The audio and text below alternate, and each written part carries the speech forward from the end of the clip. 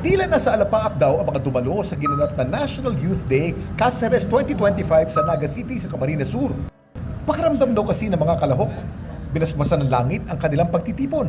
Sa sinasagawa kasing closing mass sa Peña Francia Basilica, ito ang kanilang namataan sa kalangitan. Isang ulap na ang forma para daw isang tao. Paniniwala tuloy ng ilang deboto. Ito raw si Jesucristo.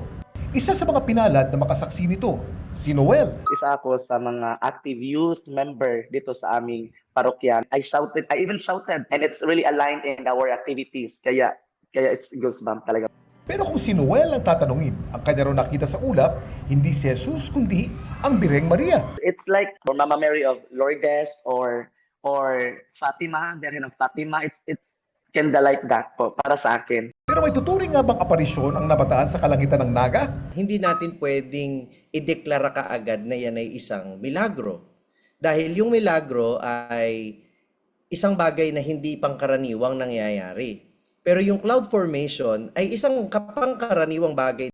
Kung titignan naman daw ito sa punto de vista ng siyensya, Yung mga ganong nagpo-form ay natural na nangyayari talaga sa atin. May mga factors na nakaka-contribute.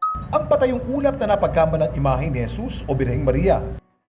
Maaring dulot daw ng kutawagin ay vertical wind shear o yung pagbabago ng direksyon o bilis ng hangin sa iba't ibang altitude o level sa ating atmosphere. Dahil sa wind direction at dun sa mga lakas ng winds na yun, nagkakaroon ng random images na nape-perceive natin. Hindi siya rare. So nangyayari po talaga yan. Nagkataon lang siguro na yung picture ay nandun sa may simbahan. Minsan tayo'y tila minamalikmata.